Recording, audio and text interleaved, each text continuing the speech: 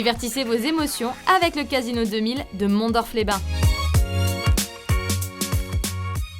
Bonjour à toutes et à tous, je suis ravie de vous retrouver pour ouvrir avec vous une nouvelle boîte à Malice, dans laquelle il sera question de musique avec l'auteur, compositrice et interprète Laurence Becker, qui dévoile La Branche, son 4e album de chansons aux tonalités jazzy pop.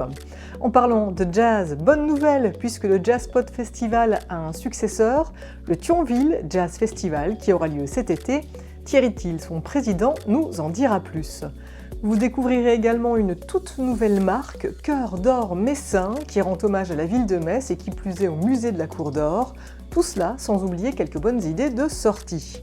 Mais tout de suite, retrouvons l'auteur et dessinateur de bande dessinée Régis Hector qui publie Ma guerre d'Ukraine illustrée, paru chez Michel Taube. Retrouvons-le dans son atelier pour une présentation en bonne et due forme. Bienvenue.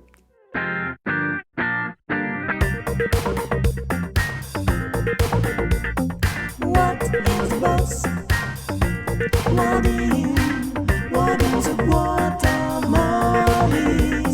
What is a bus? What is a Guatemala? Régis Hector, bonjour. Bonjour Alicia. Merci beaucoup de m'accorder cet entretien. C'est un plaisir de te retrouver. La dernière fois que je suis venue ici, à ta rencontre, c'était à l'occasion de la publication d'un des épisodes d'Oscar et Morissette. Aujourd'hui, c'est pour toute autre chose, puisque tu publies Ma guerre d'Ukraine illustrée, un ouvrage dans lequel on va retrouver l'ensemble de tes dessins de presse, les dessins de presse que tu as pu réaliser au cours de ces 2 dernières années, au sujet de la guerre en Ukraine, justement. Ce sont des dessins de presse que tu as réalisés en partenariat avec le musée de la guerre de Kiev et le Centre mondial de la paix de Verdun. Comment ça s'est passé en fait? Quel était le point de départ? En fait, le point de départ, c'est dans le cadre de mon boulot, je faisais forcément des dessins sur le conflit. Oui. Et un des premiers dessins avait été remarqué par Philippe Ange, le directeur du Centre mondial de la paix à Verdun, et qui m'a demandé si je l'autorisais à ce qu'il soit accroché dans une de ses expos, son exposition Drôle de paix. Alors moi, j'ai dit oui tout de suite, pas de souci. Ouais. Et je lui ai dit, j'ai déjà pas mal d'autres dessins sur le conflit et tout. Alors il m'a dit, bah, donne-moi les, envoie-moi les. Puis il m'a dit, je les envoie à mes contacts au musée de la guerre à Kiev. Puis ça fait match, quoi. Donc il y a vraiment une belle relation qui s'est entamée. Qui s'est nouée, oui. Nouée plutôt entre nous, quoi. Qu'est-ce que tu as ressenti justement à collaborer Ben, au début, je le faisais plutôt d'un œil assez distant, Ouais. comme mon boulot. Et en fait, apprenant à les connaître, apprenant à savoir comment ils vivaient, moi j'ai ressenti comme une bonne fierté, surtout qu'un jour ils m'ont écrit une lettre assez touchante où ils disaient qu'ils avaient besoin de ce genre de dessin, d'humour et tout. Ça les aide aussi d'une manière à résister un petit Oui. peu. Pour autant, quand on est justement dans le registre de l'humour sur un sujet comme ça, aussi délicat que la guerre en Ukraine, c'est tout l'art justement du dessinateur de presse, c'est de trouver le juste équilibre, le bon dosage. Ouais, j'ai failli dire que c'est pas drôle. Mais en fait, c'est de trouver le moyen de sourire, etc. C'est ça. De faire sourire avec un sujet grave. Donc moi, je suis l'actualité quotidienne de ce qui se passe en Ukraine. Ouais. Malheureusement, ça se ressemble beaucoup parce que bombardement. Il y a des jours où c'est malheureusement à dire, c'est une normalité. Ouais. Et là, c'est difficile de trouver un angle. Alors, il y a des jours où j'avoue que je ne fais rien. Je ne vais pas forcer la main non plus pour faire des choses. Ouais. Le témoignage, il sera plus vrai. Et mon apport sera plus vrai s'il reste sur l'émotion et sur une actu précise, quoi. Alors comment est-ce qu'il s'agence, en tout cas cet ouvrage, parce qu'il y a tout un travail de mise en page particulier, on y retrouve aussi des textes, et puis une préface qui est signée par une personnalité pour le moins éminente. Ouais, Mikhail Podolyak, qui est le conseiller personnel du président Zelensky.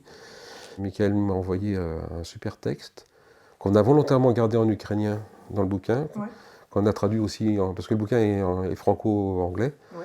Donc on a traduit aussi en français et en anglais.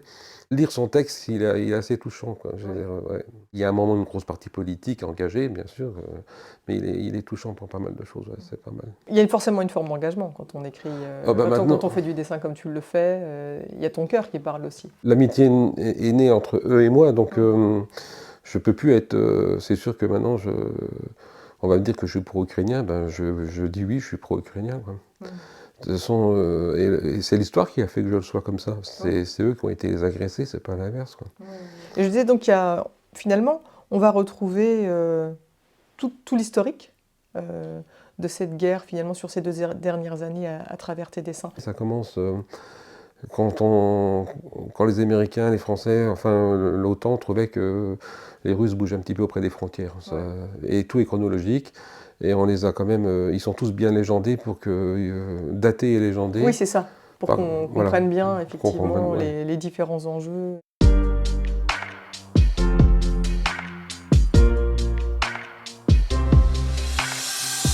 Bon, bah, d'abord, c'est déjà faire ma revue de presse au niveau de l'actu, et puis et choper une actu qui m'inspire, et après je fais des petits croquis comme ça où je jette l'idée dessus. Et une fois que j'ai fait ça, ben, j'attaque les crayonnés sur feuille de dessin. Ensuite l'ancrage. Une fois le dessin ok en ancrage, qui prend peut-être un peu de certain temps, des fois je découpe parce que je suis pas content qu'un truc, je recolle dessus, enfin, c'est du bricolage, c'est de l'artisanat. Ben, je scanne, et une fois scanné, ben, il apparaît sur l'écran et je fais la mise en couleur sur l'écran. Et j'y adjoins les textes si besoin de texte. Cet amour pour le dessin de presse, tu le tiens d'où? Moi, j'ai toujours voulu faire ce métier-là, j'ai toujours voulu dessiner pour la presse. J'ai un père engagé politique et syndical, donc la presse a toujours été centrale sur la table de la maison. Il y avait toujours le journal, que ce soit à l'époque le Républicain Lorrain ou d'autres journaux plus engagés, on va dire, qui correspondaient plutôt à son étiquette à lui. Ben, je plongeais dedans et moi, j'étais fou de voir les dessins de presse. Je dis, moi, je veux faire ça. À l'époque, c'était Jean Lappe dans le Républicain Lorrain, donc ça remonte. Hein. Je crois que j'ai toujours été un blagueur, hein, donc c'est essentiel pour moi, je pense. Je suis toujours en train de faire le guignol. Puis avec le rire, on peut faire passer pas mal de choses, quoi. Même si on est dans une société où tout devient polémique, où c'est moins facile qu'avant, mais ça ne doit pas, justement, nous, les dessinateurs, nous interdire de continuer, au contraire. On doit continuer à être les fous du roi, à appuyer là où ça fait mal. Après, le tout, c'est d'être dans le respect de la personne, on n'est pas de ne pas faire de diffamation, etc. On est juste là pour faire rire, peut-être réfléchir, et peut-être faire agir aussi. J'aime bien celui-là avec les escrimeuses, je le trouve frais. J'aime bien, il y en a un ou un autre qui est un peu dur, c'est sur la sale guerre de Poutine, c'est quand il envoie des missiles, mais par son arrière-train. Il est dur, mais j'aime bien, et j'aime bien aussi celui où je fais Staline qui accouche de Poutine, en fait. Ouais, en fait, c'est des dessins durs que j'aime bien, à part les escrimeuses aussi, un peu plus... Tu t'autorises tout? Ouais, j'essaye. Par contre, il y a une chose que je ne m'autorise pas. Les ennemis des Ukrainiens que je dessine dans ce bouquin-là, c'est pas les Russes pour moi. Enfin, c'est pas le peuple russe. Oui. Quand je dessine les Russes, je dessine Poutine ou son état-major ou des soldats anonymes. Mais moi, j'ai rien contre le peuple russe. Le peuple russe, de toute façon, est victime de son... Il ne faut pas tout mélanger. Voilà. Et puis, il est victime de son pouvoir depuis des lustres maintenant. Qu'est-ce qu'on peut souhaiter? En tout cas, qu'est-ce que tu aimerais finalement que les gens retiennent de ce livre? Si tu devais convaincre les téléspectateurs de se procurer Ma guerre d'Ukraine. Ça fait 2 ans et demi que ça dure, bientôt 3 ans, mois de mars. Si ça peut de nouveau remettre un peu l'étincelle parce qu'ils ont besoin de soutien, je veux dire, en fait c'est pour que la flamme de leur victoire scintille toujours. Il faut garder ça en mémoire et on est trop bien placé en Lorraine pour savoir ce que c'est l'oubli et de laisser des tyrans agir pour qu'on laisse de nouveau recommencer l'histoire. Oui, c'est ça, il y a un devoir de mémoire et puis toujours aussi que notre humanité soit là aussi, l'étincelle de l'humanité continue de... C'est pas d'ailleurs, je l'ai dédicacé à beaucoup de gens et notamment à mon grand-père qui était déporté résistant. Je pense qu'il serait content. Carrément. Mais merci beaucoup de me l'avoir présenté. Ma guerre d'Ukraine illustrée, Régis Hector, et c'est aux éditions Michel Taube, à se procurer absolument. Merci. Merci beaucoup.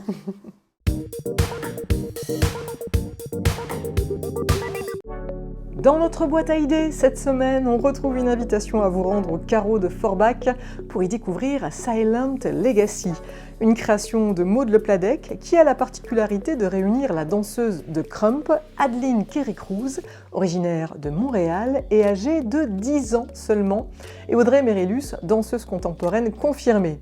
2 femmes, 2 personnalités et donc 2 parcours qui se répondent sur scène par l'entremise de 2 solos, de quoi interroger leur héritage commun, les faire dialoguer, L'occasion aussi pour la chorégraphe de se jouer des préjugés. Regardez.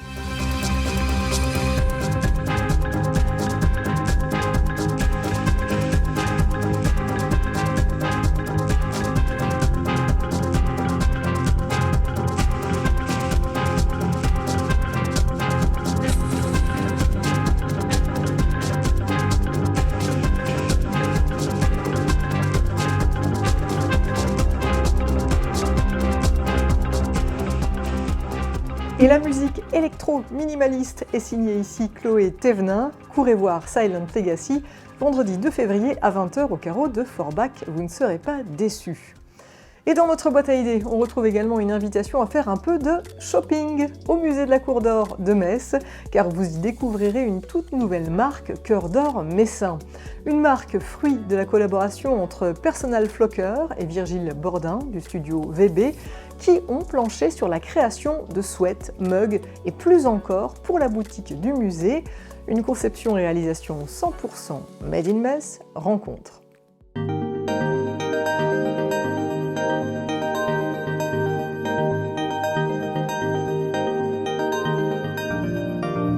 L'idée, c'était de travailler pour la ville, sur la ville, et de faire rayonner le patrimoine messin au sein de la ville. Donc, on a fait toute une visite du musée pour identifier une collection d'œuvres d'art qui soit emblématique de la Cour d'Or. On a fait la visite avec Joséphine et Julien qui travaillent ici. Et c'est eux qui nous ont aussi souligné quelques pièces qui prenaient sens. Et en fait, en venant intuitivement dans le musée, créativement, je me suis dit quel jeu de mots on pourrait faire. Et c'est vrai que toutes les citations, des proverbes, la ruée vers l'or, la toison d'or, avoir un cœur d'or. Et en fait, cœur d'or a pris du sens. Ça faisait rayonner le musée à travers la ville. Et comme je l'ai dit au début, ça faisait rayonner tout le patrimoine messin et ça a donné pouf, le là à toute la création. On a un circuit assez court, tout ce qui est textile vient du Portugal. Et après, par contre, tout ce qui est objet, donc le mug et les produits qui arrivent après, sont faits, alors c'est pas du Made in France ni Made in Europe, par contre on le transforme dans nos ateliers directement à Marly. Tout est donc dessiné, créé, transformé à Metz. Donc ça fait vraiment quasiment un produit à 80% messin. Et à savoir que tous les produits sont éco-responsables, recyclés et vegan. Donc ça nous permet d'avoir un triple engagement sur quasiment la totalité des produits. Et fabriqués par des Messins. On a en exemple deux produits phares, le plafond médiéval symbolique du musée de la Cour d'Or. Donc en fait on a toute une palette de chimères qui sont au plafond et on s'est dit on va essayer de les réinventer, mettre un style un petit peu à la frontière du tatouage, à la frontière de la gravure pour avoir des créations qui remodernisent celles qui sont déjà présentes au sein du musée de la Cour d'Or. Et là aussi, sur ce suite par exemple, il illustre le chancel de Saint-Pierre-aux-Nonains. Donc en fait, on est revenu reprendre tous les petits motifs et les redessiner à l'encre de Chine. Tous les dessins sont faits à la main, c'est des dessins de détail. Et sur le chancel, ce qui a fait un petit peu écho pour lancer la marque, c'est que dans les feuillages, on retrouve ces feuilles qui ressemblent légèrement à des cœurs. Donc ça permettait vraiment de faire une introduction en la matière avec Cœur d'Or Messin. Le marquage est fait complètement chez nous, donc à Marly, dans les ateliers. Donc ici, on a de l'impression. On retrouve les tote bags avec d'un côté une broderie, donc pareil, qui est faite directement dans nos ateliers, avec de l'impression quadri. De ce côté, voilà, tous les produits sont vraiment marqués chez nous et ça c'est quand même un plus. Et avec Virgile, on travaille beaucoup sur la prochaine collection, les prochains produits qu'on va pouvoir proposer, donc soit au musée, chez nos commerçants messins, pardon, et sur le site internet.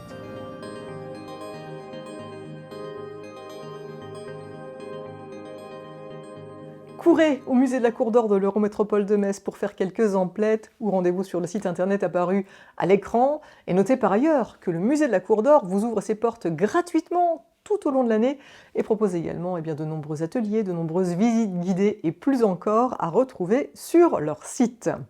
Tournons maintenant une page musicale avec une artiste qui aime chanter et enchanter le public avec ses histoires pop. La Mosellane Laurence Becker dévoile aujourd'hui son 4e album, La Branche.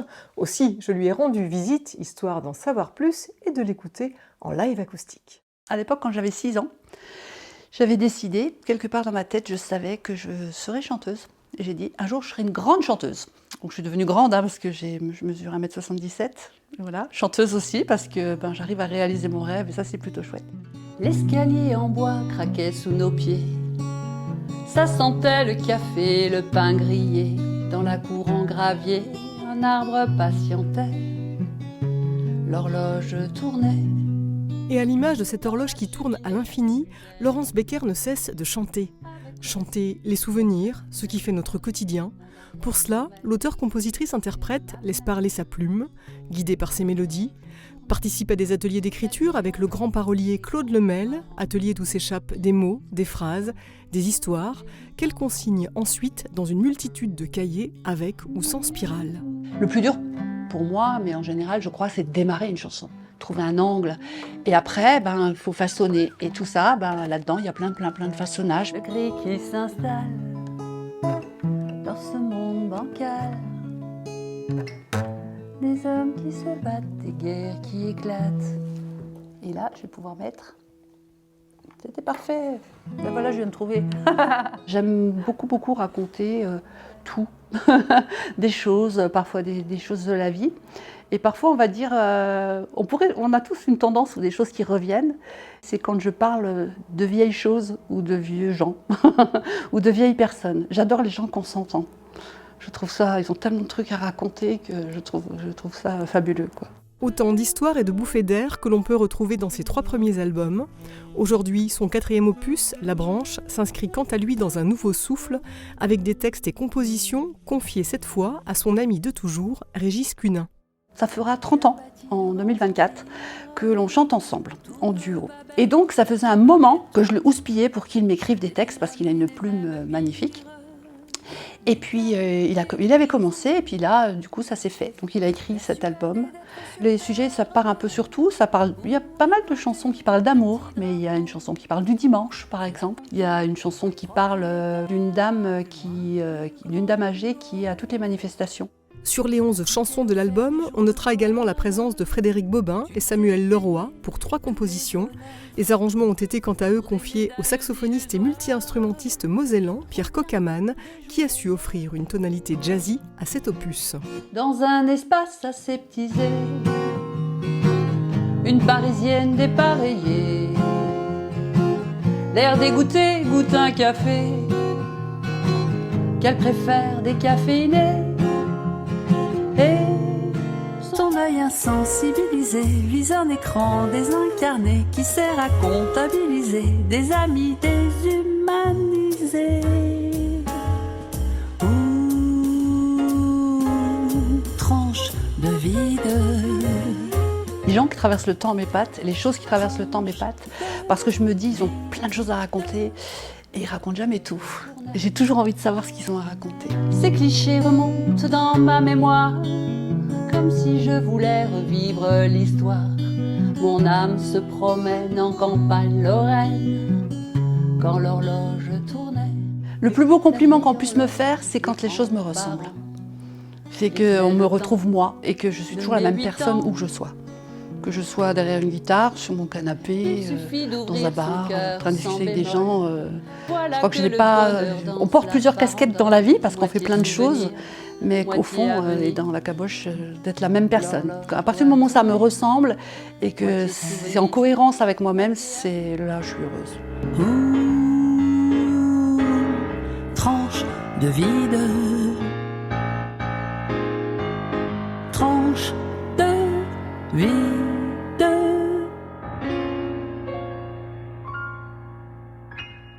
N'hésitez pas à vous procurer La Branche, le dernier album de Laurence Becker, et n'hésitez pas également à vous rendre sur son site internet pour vous tenir au courant de son actualité.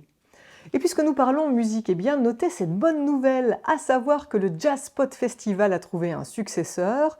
Désormais, il faudra compter avec le Thionville Jazz Festival. Comment est-il né? Que nous réserve sa programmation? Quelle est sa ligne éditoriale? Thierry Thiel, président du festival, nous dit tout. Christian m'a annoncé l'année dernière, au mois de juillet, que Jazzpot s'arrêtait. C'était un peu la grosse déception. Alors on a commencé à être le buzz. Et j'ai des amis qui sont venus, pas t'as entendu, ça s'arrête, tu veux pas reprendre. Moi, je n'étais pas du tout dans mon objectif. Et en discutant avec mes amis musiciens du groupe Anatole Jazz, je leur ai dit, tiens, ce serait pas une idée de reprendre. Donc j'ai pris rendez-vous avec Jackie F. Gott à la mairie. On s'est dit, allez go. C'est la suite de Jazzpot, mais j'ai voulu que le nom de la ville soit dans le nom du festival, comme Jazz à Vienne, comme Jazz à Marcillac, sans aucune arrogance, mais je trouve que c'était mieux pour le tissu économique d'appeler ça Thionville Jazz Festival. Jazzpot, c'est 18 ans et c'est un grand succès. Mais ce qu'on voulait, nous, et ce qu'on souhaiterait, c'est que le jazz soit plus dans la ville, qu'on fasse participer plus de monde et pas juste le milieu jazzeux de Thionville. J'ai rencontré l'association des commerçants de Thionville. On mettrait un podium au centre-ville, pour qu'il y ait des concerts également au centre-ville et pas uniquement sur le parvis au théâtre. On aura une fanfare jazz qui déambulera dans la ville sur les 3 jours. Et le samedi après-midi, on va installer un tremplin des jeunes compositeurs de la grande région avec un prix. Et je pense que ça sera aussi quelque chose de sympa pour la grande région de mettre en avant des jeunes compositeurs de jazz. Le vendredi, en première partie, au théâtre de Thionville, il y aura Soul Fun Factory, c'est un groupe de soul jazz funk. La scène principale, ce sera Manu Katché, avec son projet The Scope. Il y a un chanteur ou une chanteuse, ça dépend. C'était assez ambitieux, mais il a un projet très intéressant cette année.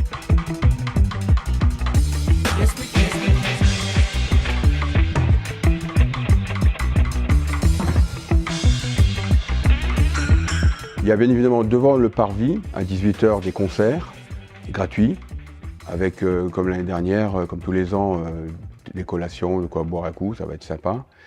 Le samedi, toujours le parvis à 18h, concert gratuit. Ensuite, la première partie, ça sera organe trio de Dominique Gâteau, qui est saxophoniste avec un orgamond. La partie principale, c'est Kyle Eastwood, qui a un projet très intéressant qui s'appelle Cinématique, où il joue des musiques de films, de son père, mais aussi de Lalo Schifrin et d'autres grands compositeurs connus, avec son quintet.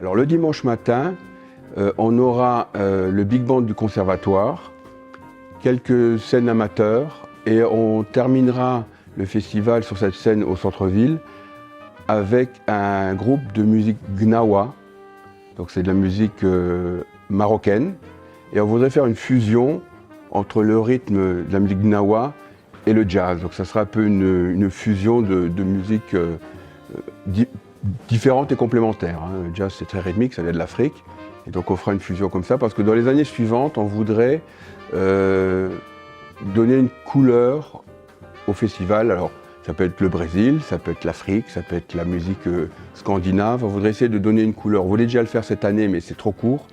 Mais c'était notre objectif de chaque année avoir une couleur du monde ou régionale avec le Thionville Jazz Festival. Bien évidemment, on a besoin de bénévoles parce qu'on aura besoin de bras, de têtes pensantes, d'idées, et toutes les bonnes volontés sont les bienvenues. Le Thionville Jazz Festival aura lieu les 5, 6 et 7 juillet. Notez bien les dates dans votre agenda. Nous, en tout cas, on y sera. Et voilà, l'heure est déjà venue de refermer la boîte à malice, en musique d'ailleurs, avec le groupe Debout sur le Zinc, qui se produira en concert à l'espace culturel de Romba. Le groupe Debout sur le Zinc, qui depuis 25 ans n'a pas son pareil pour enflammer les salles. À leur actif, 10 albums et un plaisir à surfer sur la vague du rock et de la folk, à coups de chansons poétiques. Les 6 musiciens vous donnent rendez-vous vendredi 26 janvier à 20h30, à l'espace culturel de Romba, donc, pour un concert qui promet d'être mémorable. Je vous laisse en leur compagnie et vous dis à la semaine prochaine pour un nouveau plein de culture. Allez, bye. Il fallait bien dire quelque chose, puis tu as traversé la rue. Encore une fois je t'ai perdu, comme ce beau matin de juillet.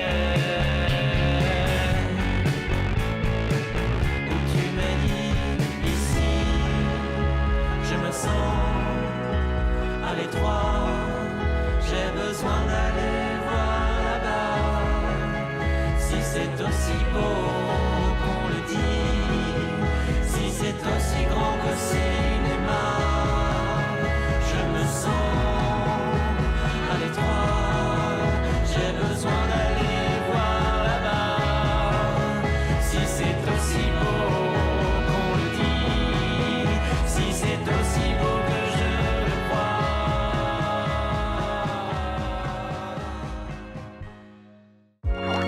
Divertissez vos émotions avec le Casino 2000 de Mondorf-les-Bains.